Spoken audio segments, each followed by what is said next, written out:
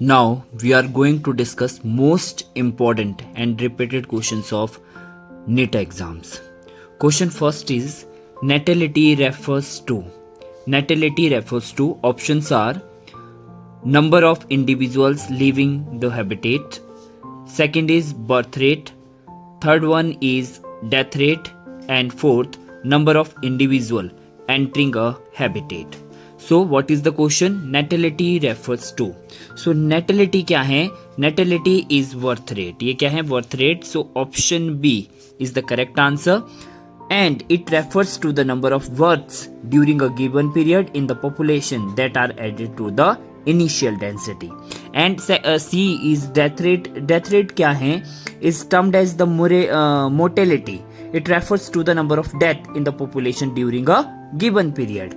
And immigration is the number of individual of the same species that have came into the habitat. On the other hand, immigration is the number of individuals of the population who left the habitats. So correct answer is option B, birth rate.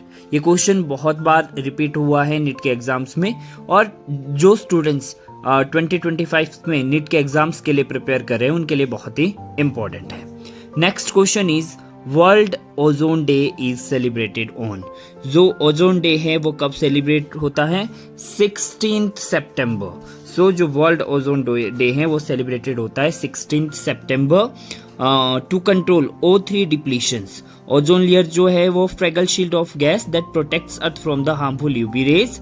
On जो 21 अप्रैल से यहाँ ये क्या होता है? Civil service day होता है. National yellow bad day celebrated होता है इस दिन 21 अप्रैल को. और 5 जून को every year is celebrated as world environment day.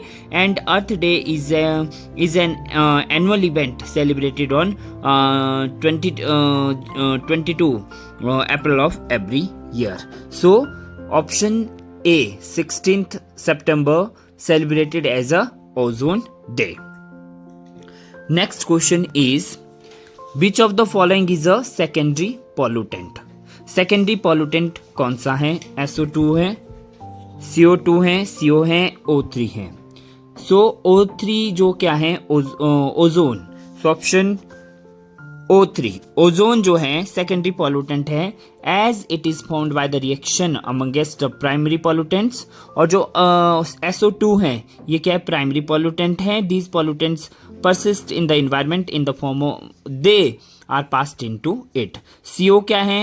एक क्वालिटेटिव पॉल्यूटेंट है. It is consider as pollutant only when it जब इसकी कंसंट्रेशन रीच होती है beyond a threshold value environment में. सो इसको क्या बोला जाता है?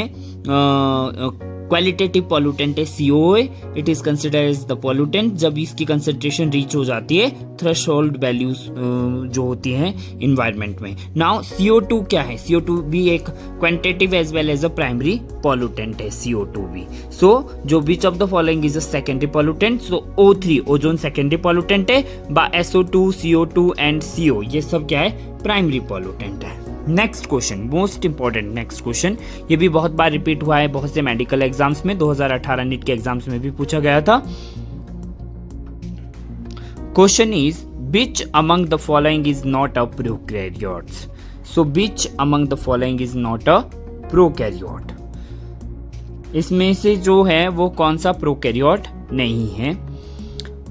Which among the following is not a prokaryote? Nostoc, Mycobacterium, Saccharomyces, Oscilloteria. जो यहाँ पे ऑप्शंस दिए गए हैं. सो जो यहाँ पे सैक्रोमाइसिस क्या है? एक फंगस है. फंगस है saccharomyces. So it is a eukaryotes and they possess a well defined nucleus and other sales.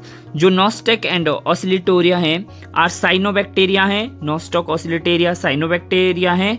और माइकोबैक्टीरियम ट्रू बैक्टीरियम है. Cyanobacterium and bacteria both are जो क्या होते हैं?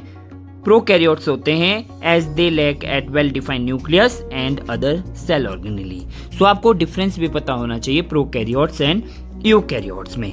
जो यूकैरियोट्स होते हैं उनके well defined nucleus and other organelles होती हैं, बट जो प्रोकैरियोट्स होते हैं they lack well defined nucleus and other organelles. So saccharomyces क्या है यहाँ पे, एक फंगस है।